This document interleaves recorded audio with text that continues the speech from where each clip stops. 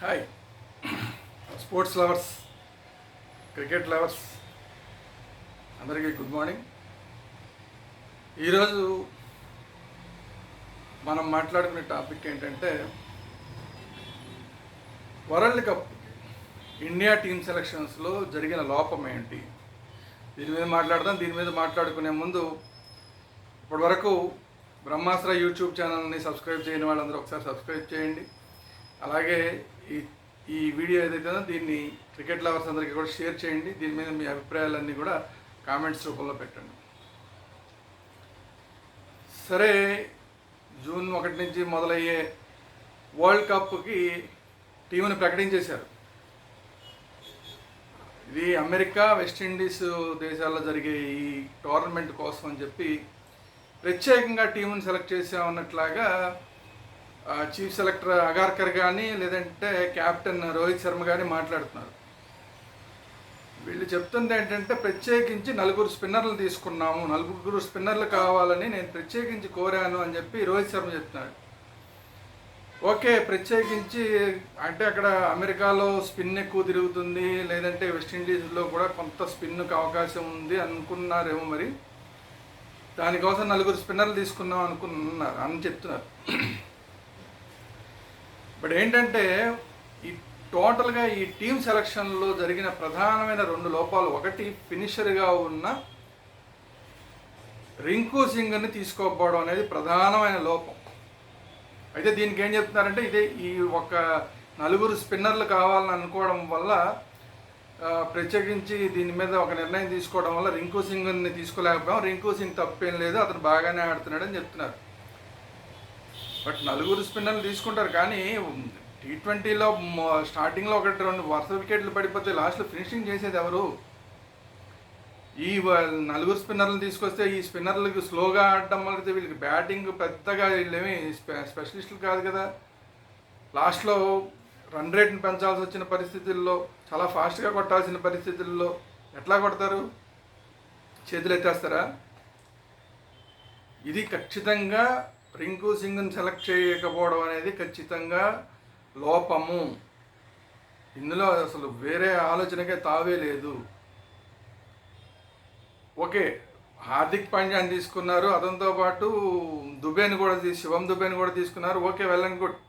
KL రాహుల్ని తీసుకోలేదు. దానికి మీరు చెప్పిన కారణాలు బాగానే ఉన్నాయి. ఎందుకంటే కేఎల్ రాహుల్ టాప్ ఆర్డర్లో ఆడతాడు, అక్కడ మనకి ఆప్షన్స్ ఉన్నాయి, వేరే ఆప్షన్స్ ఉన్నాయి. కింద లోయర్ ఆర్డర్లో కేఎల్ రాహుల్ కన్నా కూడా రన్ రేట్ పరంగా కానీ స్ట్రైక్ రేట్ పరంగా కానీ చూస్తే ఓకే, సంజు శాంసన్ అయినా లేదంటే ఇప్పుడు మిగతా ఇంకో ఎవరైనా కూడా అక్కడ వేరే ఆప్షన్స్ ఉన్నాయి, కీపర్ ఆప్షన్స్ ఉన్నాయి అని మీరు చెప్పారు. ఓకే,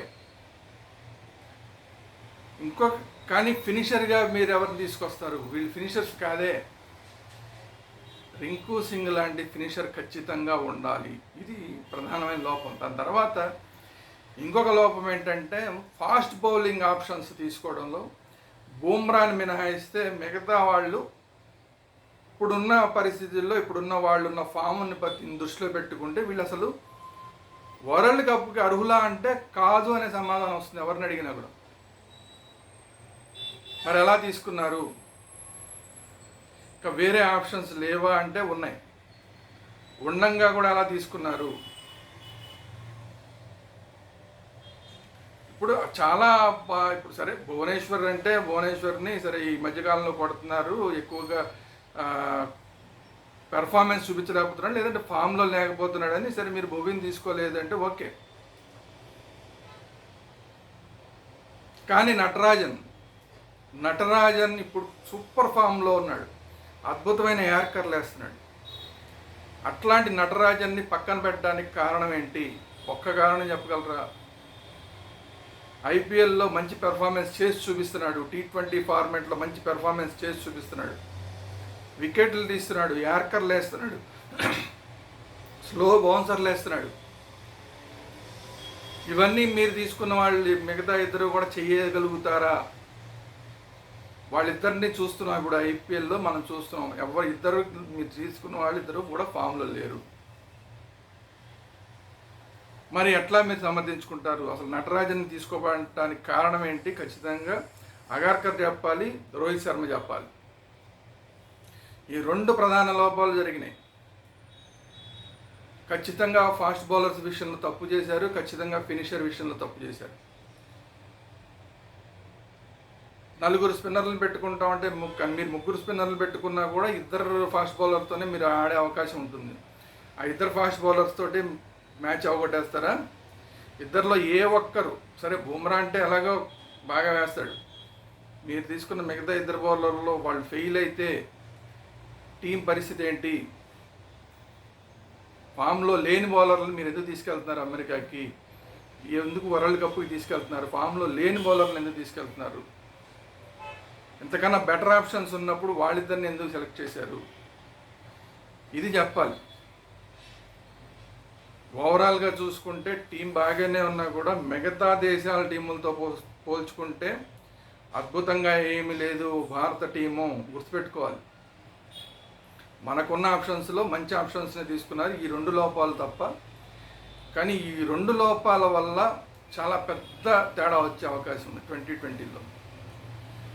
కారణం ఏంటంటే బుమ్రాని ఫస్ట్ 6 ఓవర్లో బుమ్రాని కొట్టలేకపోయినా సెకండ్ ఆప్షన్ బౌలర్గా ఉన్న వాళ్ళని ఖచ్చితంగా టార్గెట్ చేస్తారు. అప్పుడు రన్ రేట్ని కంట్రోల్ చేయడం కష్టమైపోతుంది.